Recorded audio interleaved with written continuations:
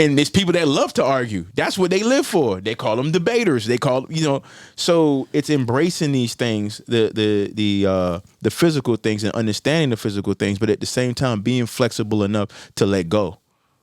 Don't be too attached to things. Even planning something, right. Leave room for something could happen, and you just have to go with the flow and go the other way. And sometimes when you're attached to a person, sometimes that even can stop them from transitioning all the way. Yes, because your memory of them keeps them there. Your grief, right? Your grief, and they're there to help you, right? Because they're your soul group, right? They're there anyway, right? But now you have created them to be like on your shoulder, per se, instead of just being out here and guiding you to certain places. So I deal with my group, Reiki with Angels, right? Mm-hmm. And we do classes and lessons about like crossing over people. Like people that may be lost or whatever, you call them Archangel Michael or whatever particular angel, and you ask them, of course you build rapport with that soul, and you ask the angels to cross them over to the other side. So typically, from what I understand, when a person transitions, there's like a 7-day window that they stick around to see if everybody's okay. And there's a book, I think it's called the Tibetan Book of Living and Dying. Bro, you teaching me something right now. You know that part. Yeah, and it's also in that book. That. It's also in that book. And the book, 444, snapshot. Right. What's the book? This book is called Embraced by the Light. That's the one I bought a couple weeks ago and read it like in a couple of days. Embraced by the Light by Betty J. Eady. She passed. She had what was her name? Betty J. Eady. Say it one more time. Betty J. Eady. Okay. Wonderful book. This happened. It's a true story. Happened in 1974. She had a near-death experience, and she went to the other side while she was on the operating table, and she pretty much. It felt like years for her in the spirit realm, where she went through different aspects of, if you want to say heaven, the reason why we're here, and all these different things. Read it for yourself. But one of the things she says, doing spiritual work while you're here actually helps the transitional period. So when you do cross over and you have that 7-day window, you're completely aware of what's going on. Right. You see what I'm saying? Mm. And it's a two-way street, going back to what Joe Kane said. I'm talking fast because it's a lot, but I'm trying to make it real quick. That person's connected to you. They transition, but they still hold on. Right. So let's say they talk about the tunnel of light. They choose not to go because they feel like they haven't done everything they need to do. Right. Or they don't even realize they transition. Right. Because they didn't do any spiritual work. They were just so work, so into this physical realm. So it's different reasons why people don't cross over, as they say, completely. So there's a 7-day window. And also, if you teach from your children about death or the transitional cycle, when it comes that time that a loved one is about to transition, they can let them go in peace. Exactly. And love. So when the person transitions, it's a 7-day cycle. Everybody's having a celebration of their life versus a mourning of their death. Right. And some people are like, no, why did you leave me? I need you. That soul is there. They're there. Right. Everybody in the past 5 years that's had somebody transition and they're like, my mom's gone or whatever the case may be. I always ask them, do you believe they're gone? Right. And they're like, well, I don't know. I ask, have you seen them in a dream, in a vision? They're like, no. Do you want to see them? I love to see them. I said, well, before you go to bed, just pray and ask God to allow you to see them. Right. Exactly. In some cases, not all, some people say, oh, my mom came to me and she told me she's okay. Right. Or one of my brothers, he actually saw his wife's mom standing by a tree watching. Right. So it's different instances, different ways that we can help each other. Exactly. By letting go. Right. You know what I mean? It's not just you holding on, it's everybody. Right. So it's a communal thing in learning about what this transitional period entails. Right. That's interesting, because we'll get into ourselves and into our egos, and when we're picking out stuff for the funeral and stuff, we thinking we doing it. Bruh. That's her or your mom or whoever it passed. Them the ones they picking out that stuff for them. They the ones like, No, go this way. They moving you right to what they want or whatever it is. You may be thinking that you doing it. Nah, they there. Like you said, hey, they already there for They're the 7 there. days. They are there. Yeah. Yeah. Now within probably what you're gonna bury somebody probably within that week. Mm-hmm. So if they're still there, they of course they pick that they know what they want. They exactly know what they want. I think they're always here. The thing is, they're always protecting you. They're always directing you. Now you have a choice to do certain things. They can push you to this way, but that don't necessarily mean you're gonna go that way. Right. You do, because you do have a choice.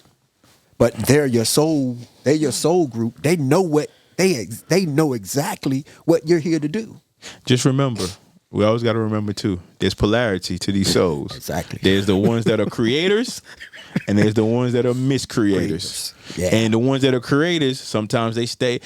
The ones that, so to go with what you said, they're always here, right? You have the ones that, because of their assignments, and they do move on, they're allowed to come back and be spiritual guides and so on and so forth. Exactly. There's that. There's the ones that didn't cross over and are lingering. Right. That's a whole different conversation. Whole different.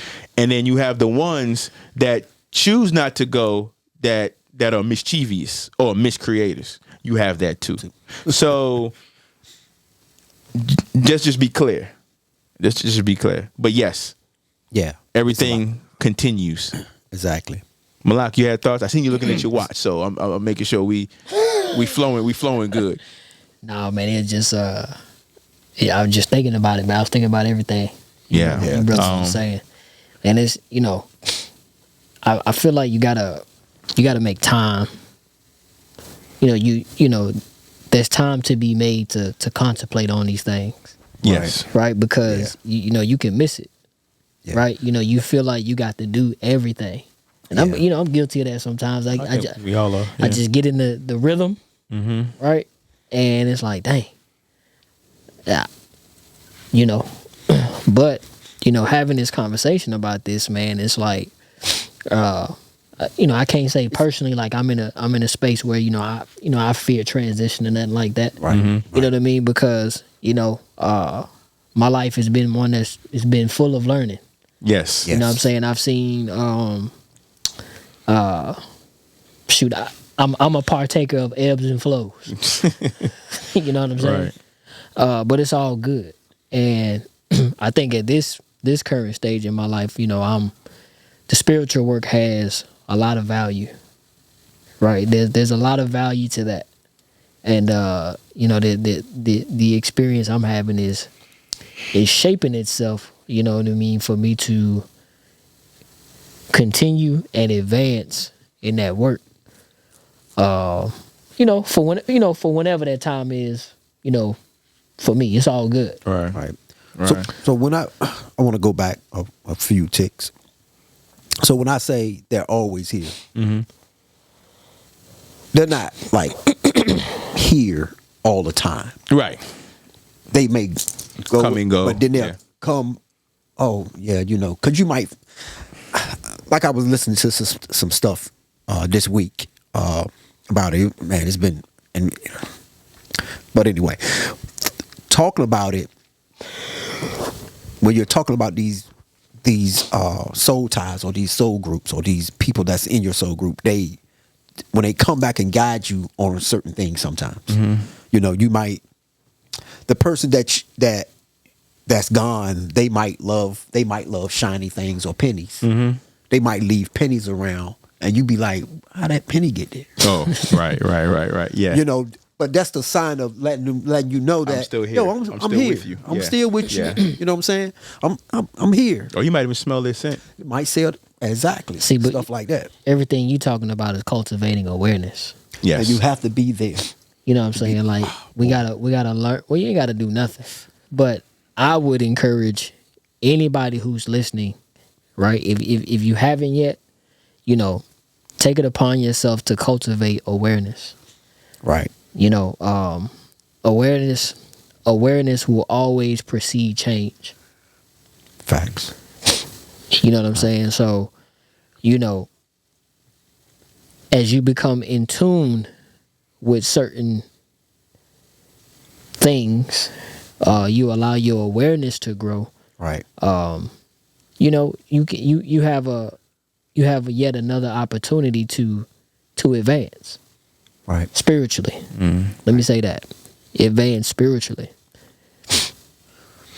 A good movie to watch, viewers, and hear me clearly. A good viewer to watch to get you. It may not.